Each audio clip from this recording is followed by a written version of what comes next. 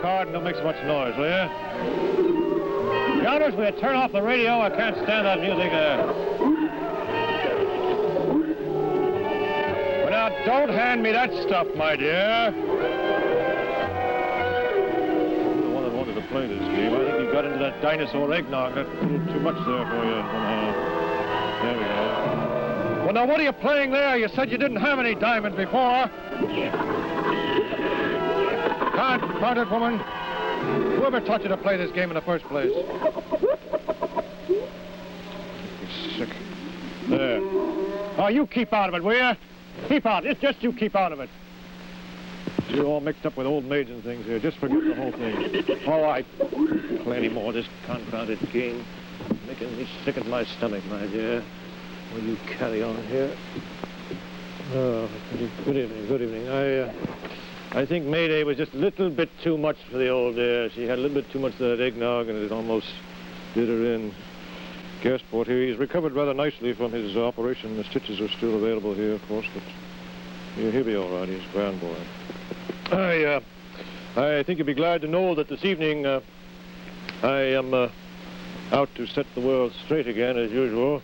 I read an article in that New York Times thing that they print some pretty loose stuff there, I think, in that paper on occasion, and they had an article there about the scientific boys in the famous Moho project, which is the digging down to the center of the earth, you know, and they've got the whole thing balled up, and I intend to go down there this evening, and perhaps we'll find the missing link down there. Who knows what, you know, but we'll find it, whatever it is. Oh, by the way, speaking of new and wonderful things, we have this evening a premiere. Isn't that grand? This thing's called the, oh dear, I've done it again here. The man who lived twice. The man who lived twice. And this is a grand old story about changing your personality and so on, that sort of thing, though. And it's not, yes, I know. It's just grand to have these new ones here. And it's a rare occasion these days. Now, of course, I want to, providing the dear little woman that doesn't get in my way here, I'm going to go on with this thing. While you're recovering from the shock of the new film, I'll just prepare things and get the lecture set for this evening. Gasport, I'll hang up here. We'll get to you later, boy. And,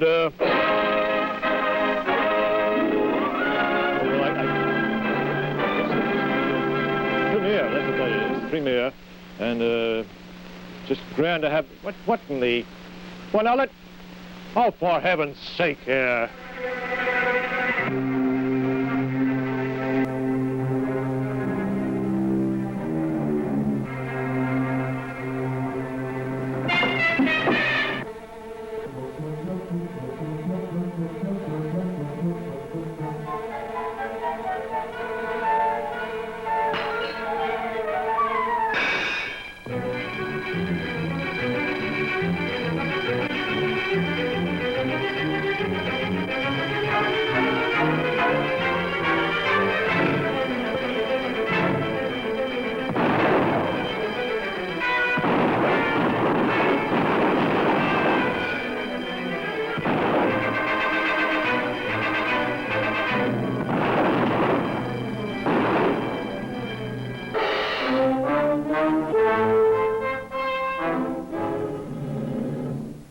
Look at this.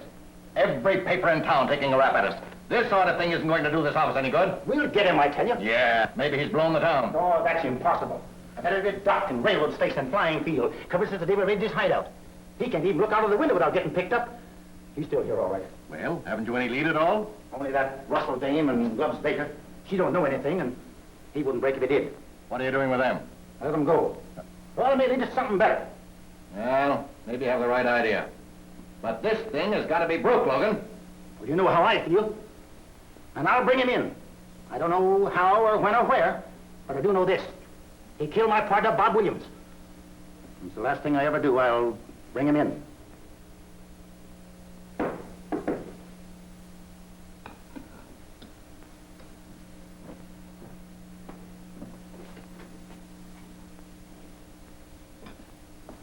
Give me one of them papers. Since when did you learn how to read? Well, I can look at the pictures, can't I? It's better than looking at that ugly mug of yours. Listen, you punch truck has-been, don't give me any of your lip. Tie it up. Both of you. Next week, I think I'll go out in blackface just for variety. You better stick to the wig, kid.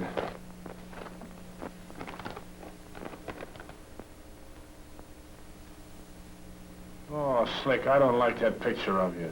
Makes you look old. Cut the comedy.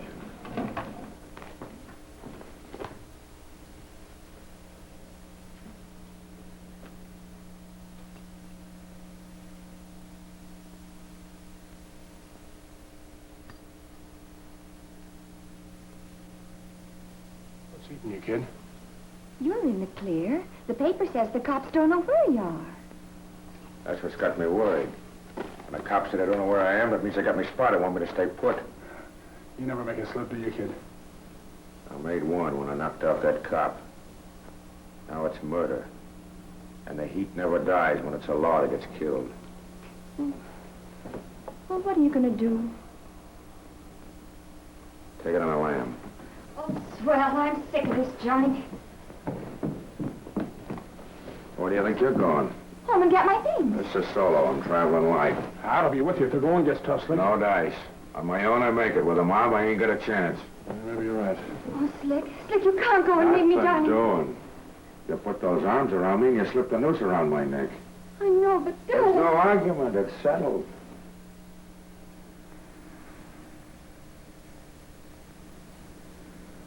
Hey, Slick.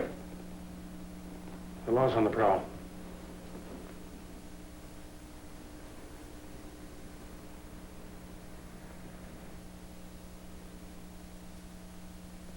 Logan. Oh, Slick, you can't go now. Now. Oh, what are you doing? Get now. When the heat dies down, you'll hear from me. Here, split this with him, and don't bun it up. It may have to last you a long time. When am I going to see you again? Baby, I wish I knew. Listen, Slick, I don't have to tell you. If you need me, I'll I go with you. know it, Gloves. Hey, look. You've always been talking about going back to visit your old lady. Here's a spot. Give it the elbow, Gloves. Okay. Well, here goes Slick Raleigh. Hey, Gloves. If you ever catch her looking at another man, cut her throat. Okay. Goodbye, darling. So long, Slick.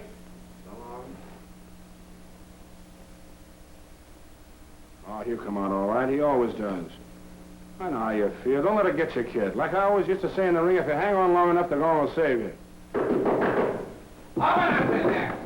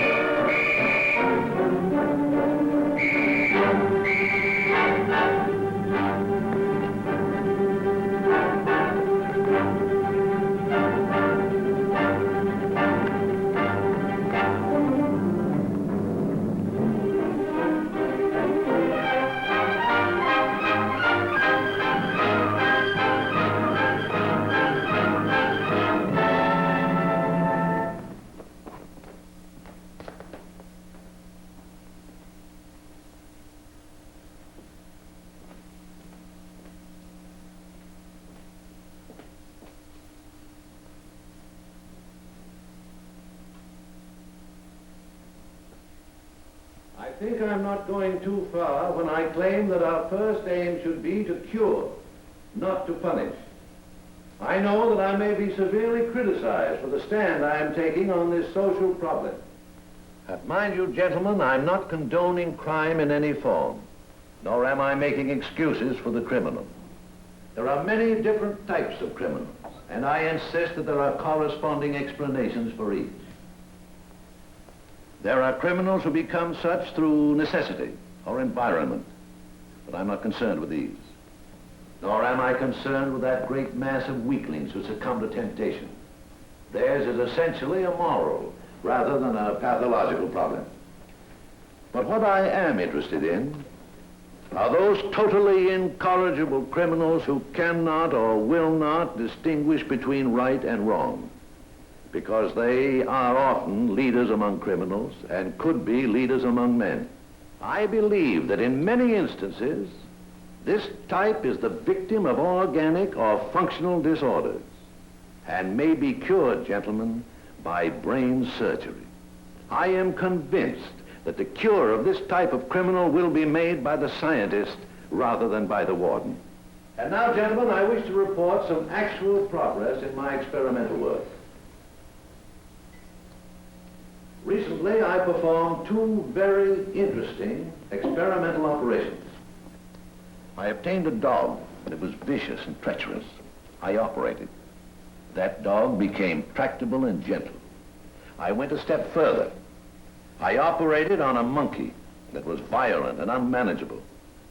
That monkey became docile and affectionate. In each case, I found a tumor exercising abnormal pressure on surrounding area of the brain tissues. By removing those tumors, the irritant condition was eliminated and normal functioning restored. But now I have reached an impasse. While I am convinced that this kind of tumor is what causes certain criminal types, the law steps in and says, so far and no farther. It will not turn over to me a committed criminal. And thus, what I've been able to do for the criminal animal, I am not permitted to do for the human criminal. But gentlemen, I believe that the day is not far off when medical science will be able to redeem such criminals and transform them into useful citizens. Well, that'll be all, gentlemen.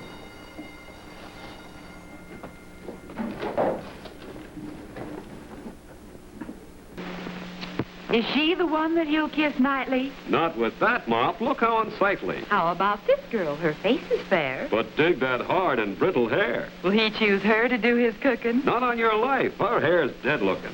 Mr. Clean gets rid of dirt and grime and grease in just a minute. Mr. Clean will clean your whole house and everything that's in it. Mr. Clean, Mr. Clean, Mr. Clean.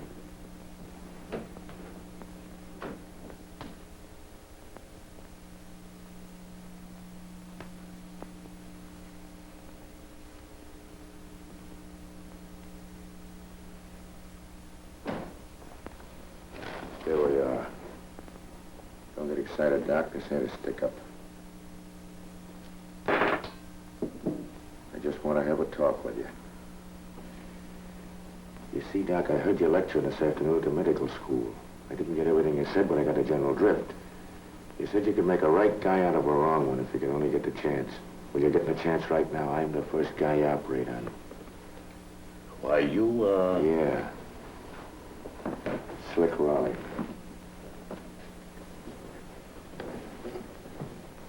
You said the state wouldn't give you a guy to operate on. Well, you got one now, and you couldn't get a better guy than me. That's out of the question. You're wanted by the police. Sure. That's why you're getting a chance to work on me. No, that's impossible. I can't risk working on a fugitive from justice. It would be a criminal offense. I guess I was wrong in the way I sized you up. You got up and talked big about a great idea you have, and when you get a chance to prove it, you lose your nerve. I was dumb enough to think you'd risk something to save thousands of guys from going wrong. I didn't think you'd let a little danger stand in the way of doing so much good for a lot of people. No, I can't do it. The law won't allow. Sit down. The law don't need to know. Look, Doc, if you prove what you're after, you'll be the greatest doctor in the world. Or maybe you ain't got any confidence in the idea yourself. Maybe you're just standing up there putting on an act for those guys. I have every confidence in it. I've spent the last 10 years at this work. I'm sure of its value. How sure are you? You don't know. Maybe it's just an idea. You work on me and you can prove it. You'll know whether you're right or wrong. I've never performed this operation on a human being. What if it proves fatal? I'm a cinch to get picked up by the cops anyway. Yeah, what's the difference whether I die on your table or in a hot seat? What do you say, Doc? A man never did anything great unless he was willing to take a chance. And I'm only asking one thing in return.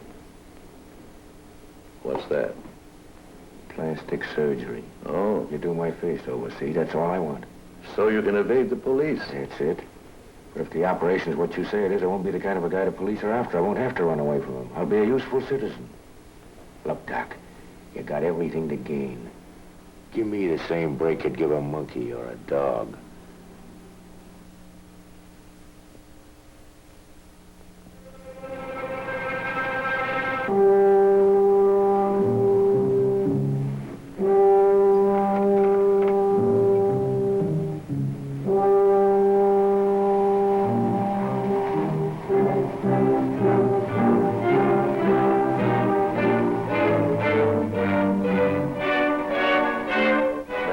Try to remember. What is your name? I don't know. Now try again. What is your name? I can't remember. It's an amazing example. He doesn't remember a thing that happened before the operation. He may be only pretending to have lost his memory. The sanitarium does offer him perfect shelter from the police. No. I question him every day since the operation.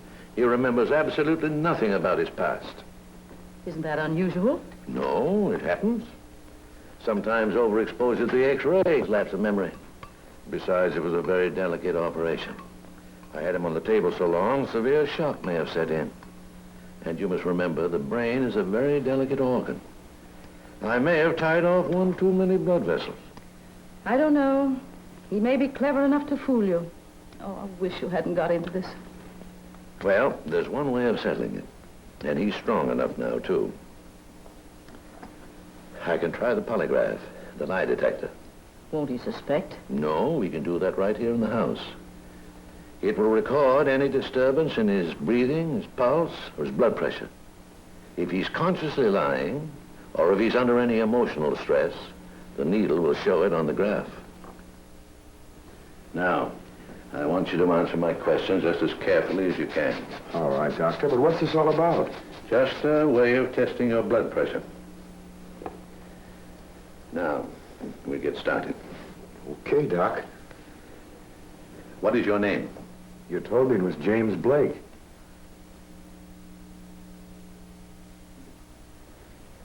Have you ever been at sea?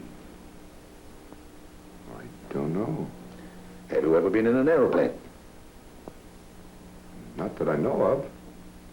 Have you ever been in jail? I hope not.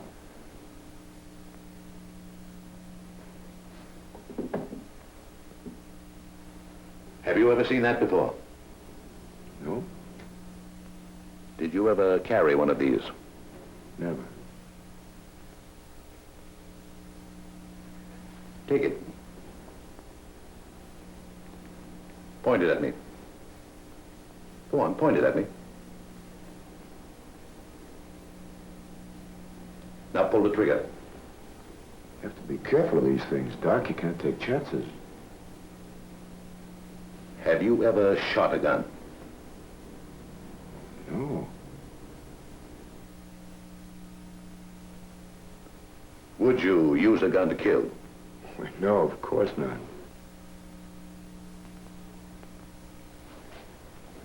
All right, my boy. That'll be all for now. All right, minute. Forward a little.